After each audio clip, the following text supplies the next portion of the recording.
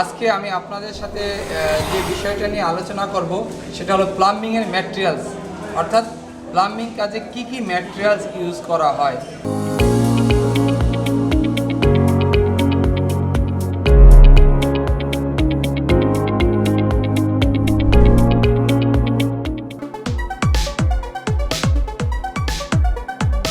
আসসালামু আলাইকুম, আশা করি সবাই ভালো আছেন। আমি মোহাম্মদ ইমাম হোসেন। আমি এই ডলফিন ট্রেনিং সেন্টারে দীর্ঘদিন যাবৎ প্লাম্বিংয়ের ট্রেনার হিসেবে কাজ করতেছি। আশা করি এর আগের পর্বগুলো আপনারা সবাই দেখেছেন।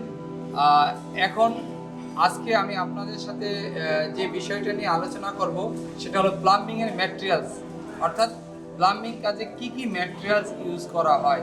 আসলে আমি আগেই যদি বলি যে আসলে এই ম্যাটেরিয়ালসের শব্দটা কেন আসলো। আসলে ম্যাটেরিয়ালস বলতে আমরা প্লাম্বিং কাজে এর আগে টুলস দেখছি, ফিটিংস দেখছি, আমরা অনেকগুলো দেখে আসছি। অর্থাৎ এই কাজের সাথে ম্যাটেরিয়ালস একটা জড়িত, কি কি ম্যাটেরিয়ালস আমরা কাজ করব অর্থাৎ সেই নিয়ে আমি একটু আলোচনা করব।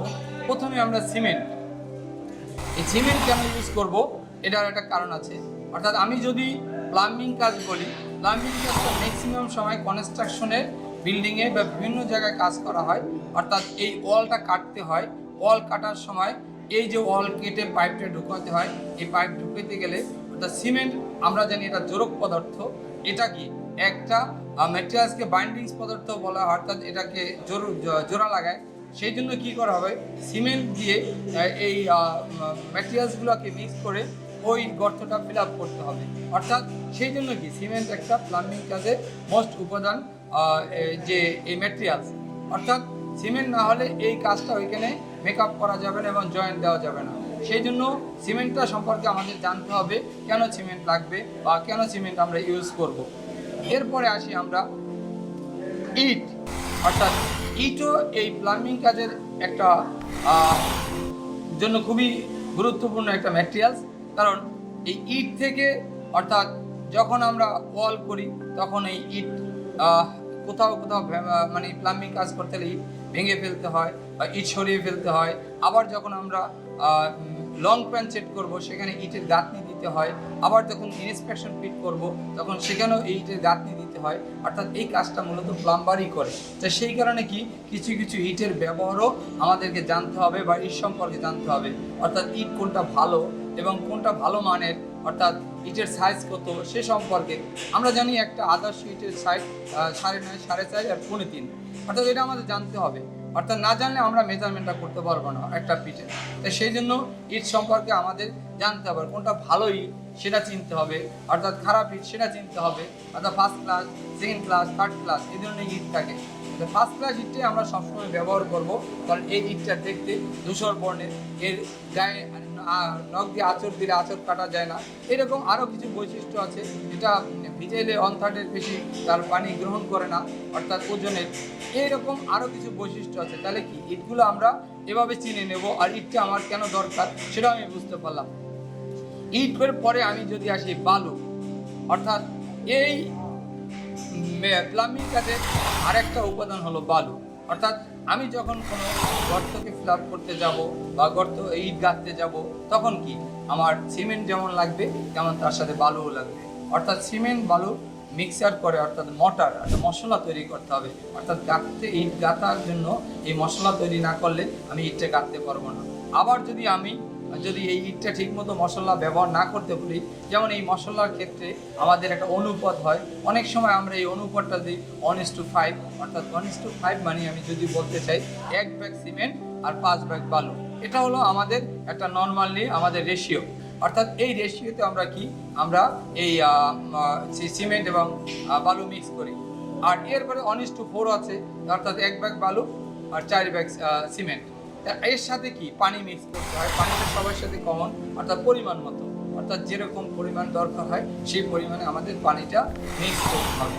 এরপর আসি আমি ব্রিক চিপস বা খোয়া বা কংক্রিট, অর্থাৎ পাথরের চিপস থাকতে পারে বা ইটের চিপস থাকতে পারে। অর্থাৎ পাথরের চিপস সেটা কি অর্থাৎ বেশি শক্তিশালী হয়, আর যেটা ব্রিকের চিপস সেটা পাথরের চেয়ে একটু শক্তিশালী কম হয়। তো সেই কারণে কি করতে হবে, অর্থাৎ আমাদের যে ব্রিক চিপস, এই ব্রিক চিপসটাকে আমাদের সাইজ অনুসারে, আমাদের যেমন গর্তে যদি আমি দিই এবং ঢালাইয়ের ক্ষেত্রে আমরা সাধারণত 3-4 সাইজ ইউজ করি, কিন্তু এক্ষেত্রে অনেক সময় দেখা যাচ্ছে যে আমাদের যেহেতু পাইপ কেটে পাইপের ভিতরে ফিল আপ করতে হবে, সেক্ষেত্রে আমাদের এই 3-4 সাইজের আমি খোয়াটা ব্যবহার নাও করতে পারি, অর্থাৎ এর চেয়ে ছোটো করেও আমাদের ব্যবহার করতে হতে পারে। তা সেই ক্ষেত্রে আমাদের খোয়াটাও চিনতে হবে, অর্থাৎ খোয়া যদি আমি ভালো ব্যবহার না করতে পারি বা ভালো খোয়া না চিনি, অর্থাৎ এই খোয়া ব্যবহার করার একটা নিয়ম আছে, সেটা হলো কি, খোয়াগুলো ব্যবহার করার আগে এটা পানি দিয়ে ধুইতে হবে, কারণ এর ভিতরে ময়লা থাকে।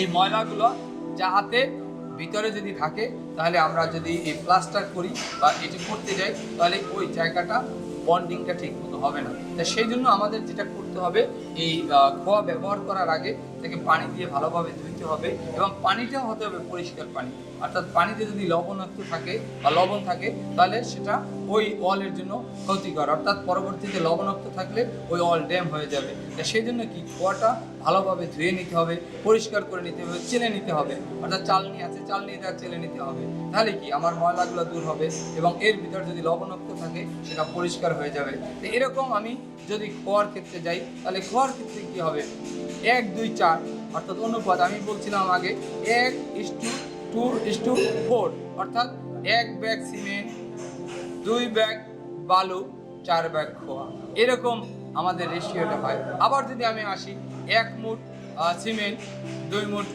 বালু, 4 মুঠ খোয়া, অর্থাৎ এরকম রেশিওটা এভাবে যাবে।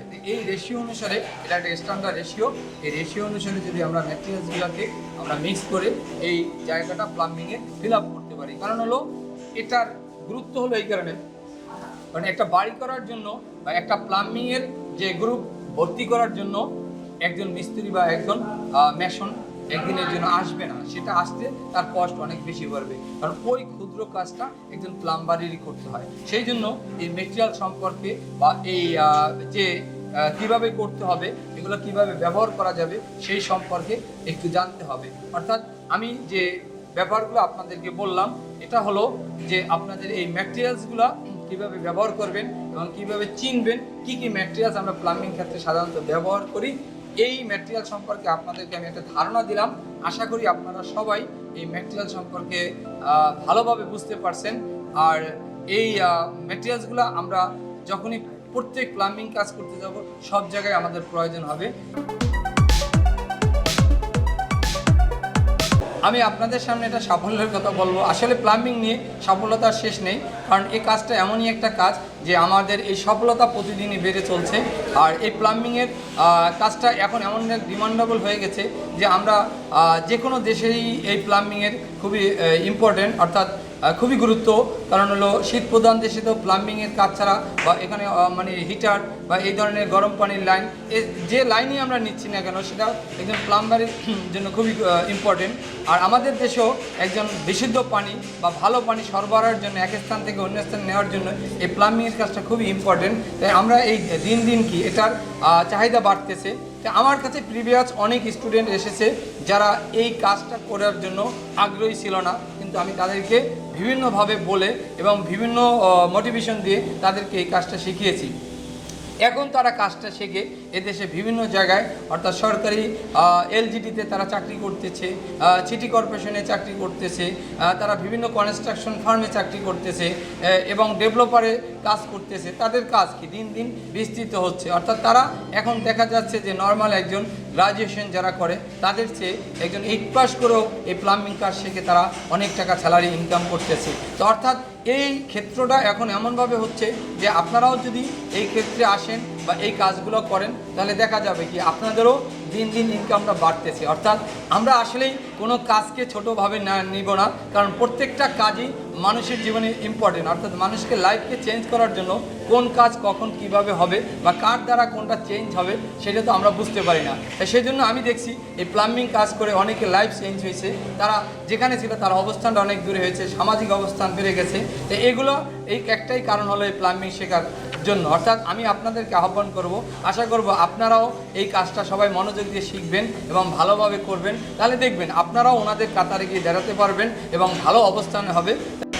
এই প্লাম্বিং সম্পর্কে জানতে আপনারা আমাদের সাথে থাকুন এবং আমাদের এই চ্যানেলটি সাবস্ক্রাইব করুন এবং ভিডিওটি বেশি বেশি শেয়ার করে অন্যকে দেখার সুযোগ করে দিন। ধন্যবাদ সবাইকে।